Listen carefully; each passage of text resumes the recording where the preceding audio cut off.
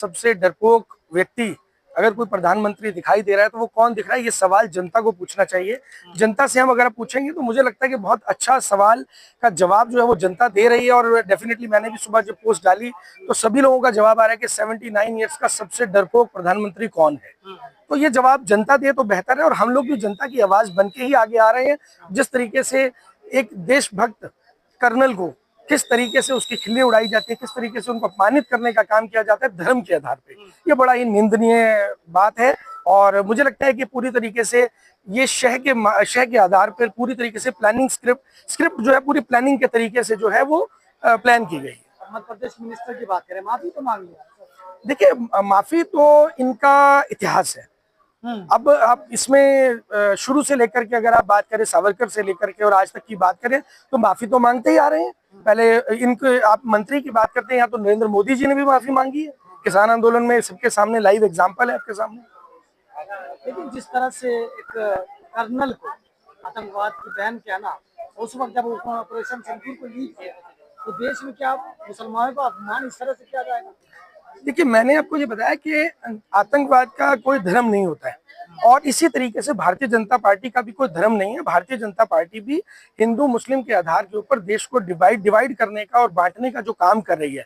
इनकी clear policy है कि देश को जितना ज्यादा स्प्लिट करेंगे, जितना ज्यादा आप तोड़ेंगे, उतना ही मजबूती से आप राज कर पाएंगे। लेकिन तो उसी को आगे बढ़ा पहलगाम जो आतंकी हमले हुए उसके बाद तो साबित हो गया कि इस्लाम धर्म होता है आतंकियों का। देखिए, इस्लाम धर्म जो आप बात बता रहे हैं, अगर मैं आपको बात करूं तो मुसलमानों ने वो जो टेररिस्ट थे उन्होंने क्या बोला, उन्होंने बोला अपना धर्म बताइए। यानी कि वो एजेंडा जो उन्होंने सवाल पूछा और अगले 2 दिन तक क्या चलता रहा, भारतीय जनता पार्टी के जितने भी लोग थे, जितना भी ट्रेंडिंग हो रहा था, सभी लोग धर्म पूछ रहे थे। इसका मतलब ये स्पष्ट हो जाता है कि भारतीय जनता पार्टी टेररिस्ट के जो मुद्दा है उसी मुद्दे को आगे बढ़ाने का काम कर रही थी, उसी मुद्दे पे काम कर रही थी। हो सकता है ये पूरी की पूरी स्क्रिप्ट जो है वो बनाई गई हो। जैसे पुलवामा की जांच की बात करें, आज तक जांच नहीं हो पाई, कौन कल्प्रिट था वो पकड़े नहीं गए। और अभी की जो पहलगांव की भी अगर हम बात कर रहे हैं तो यहाँ पर भी क्या हुआ, जो टेररिस्ट थे जिन्होंने उन लोगों को मारा, हमारी बहनों के सिंदूर को उजाड़ा, क्या उनका ऊपर कोई एक्शन हुआ? मंत्री के खिलाफ कैसी कार्रवाई चाहते हैं? देखिए, अभी इसमें कोर्ट का ऑलरेडी आदेश आ गया, एफआईआर दर्ज हो। लेकिन जैसे कि हम कह सकते हैं कि जब चोर ही अपनी जांच करने लगे तो वो जांच कैसी होगी। तो इसमें कोर्ट को हर तरीके से संज्ञान लेना चाहिए, फाइल अपने पास रखनी चाहिए। एफआईआर दर्ज होने से लेके कौन से सेक्शन लगते हैं और जब तक सजा होती है पूरी तरीके से कोर्ट को इसके ऊपर संज्ञान लेना चाहिए। सेक्शन लगना चाहिए क्या? देखिए ये तो आपका डिमांड सेक्शन कच्चा लगना और पक्का लगना, वैसे तो देशद्रोह का सेक्शन लगना चाहिए। आर्मी बिल्कुल, अगर आप आर्मी की किसी कर्नल के ऊपर इस तरीके से सवाल उठा देते हैं और इस तरीके से उनको अपमानित करने का काम करते हैं, और वो बहन जो देश के 140 करोड़ लोगों की बहन है, सोफिया कुरैशी, उनको आप आतंकवादियों की बहन कह देते हैं, तो ये बड़ा ही निंदनीय है। बोलने वाले भाजपा के मंत्री हैं वो। हाँ तो ठीक है ना, बता तो रहे हैं हम। ये भारतीय जनता पार्टी का कॉन्सेप्ट रहा है। रमेश बिधूड़ी जो बोलने वाले व्यक्ति हैं, जो गलत बोलना, जितना ज्यादा गलत बोलेंगे उनको उतनी ज्यादा तरक्की मिलेगी। नुपुर शर्मा जितना ज्यादा गलत बोलेंगे उतनी उनको ज्यादा तरक्की मिलेगी। इसी तरीके से भारतीय जनता पार्टी में सारी स्क्रिप्ट जो है ना वो प्लान्ड होती है, रात को प्लान्ड होती है, अगले दिन मंत्री जी आकर के जनता के बीच में वो बयान रखते हैं। बीजेपी कह रही है हमारे मंत्री को अपमान नहीं करते, बल्कि सारे नेताओं ने सेना का अपमान किया है, कोई पहली बात नहीं है। तो इसका मतलब क्या हुआ? इसका मतलब ये हुआ कि आज सेना जो है वो अपमान करने के लिए है। आज देश के प्रधानमंत्री सेना के पीछे नहीं खड़े हैं, सेना के पीछे छुपे हुए हैं। तो ये एक बहुत महत्वपूर्ण सवाल है। सेना का अपमान था या मुस्लिम का अपमान था, किसका? देखिए, सेना का ही अपमान हुआ है ना।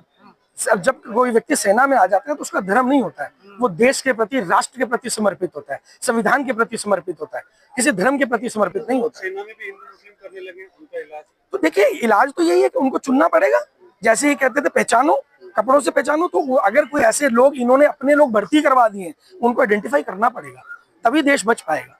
देखिए, सिंदूर ऑपरेशन जो सक्सेसफुल ऑपरेशन रहा है। भाजपा कहती है राष्ट्र प्रेमी पार्टी है, सेना का अपमान नहीं सहेगी। देखिए, राष्ट्र प्रेमी पार्टी है तो राष्ट्र को जोड़ने का काम करेगी या तोड़ने का काम करेगी, ये सवाल है। और ये सवाल जो है हर व्यक्ति को समझना होगा, देश के एक एक व्यक्ति को समझना होगा, और जनता को भाजपा के नेताओं से, मंत्रियों से और प्रधानमंत्री से ये सवाल जो है जरूर पूछना होगा। प्रधानमंत्री कह रहे हैं कि हमने फौलादी फैसले लिए, पाकिस्तान को घुटनों पर ला खड़ा कर। तभी देश की जनता ये बोल रही है कि 79 ईयर्स का सबसे डरपोक प्रधानमंत्री आज हमारे देश की सत्ता पे काबिज है। सेना के जवानों के साथ खड़े होकर फोटो खिंचा रहे थे परसों। देखिए, मैंने क्या बोला, प्रधानमंत्री सेना के पीछे डटकर खड़े हैं, या सेना के पीछे डर कर छुपे हैं, तो वो डर कर छुपे हुए हैं। तो अगर आप ये बात बोलना चाहते हैं कि फोटो खिंचवा रहे तो फोटो वीर तो ये शुरू से रहे हैं, फोटो खिंचवाने में क्या फर्क पड़ता है। हाँ, फोटो उस दिन खिंचवाते जब जंग चल रही थी, आज आप जाकर के खिंचवा रहे हैं तो उसका मतलब स्पष्ट है कि आप जैसे इतिहास अपने आप को दोहराता है और कहा जाता है कि जब भी कोई डिक्टेटर होता है तो डिक्टेटर हमेशा डरपोक ही होता है। देश की मीडिया देखते हैं जैसा पार्टी का निर्णय होगा। देश की मीडिया जिस तरह से खबरें दिखाई, देख के क्या लगा था कि सच में पाकिस्तान पे कब्जा हो गया?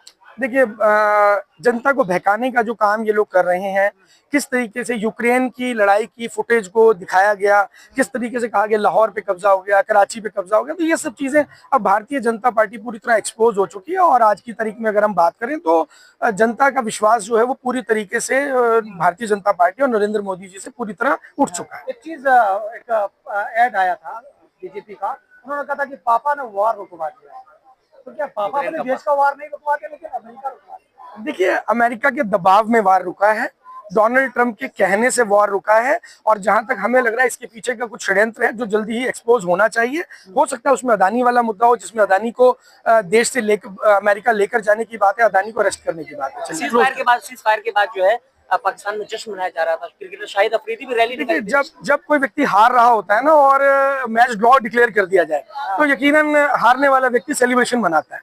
लेकिन इस बात का हमें दुख है, जब हम पीओके ले सकते थे, पीओके पर पूरी तरीके से कब्जा कर सकते, तो ऐसे में हमने उस पीओके को अब भारत में मिलाने का जो सपना था वो चकनाचूर कर दिया। 140 करोड़ देशवासियों का सपना जो है वो नरेंद्र मोदी जी ने तोड़ दिया। मोदी जी कह रहे हैं आप भी, अब जो आगे बात होगी पीओके पे बात होगी।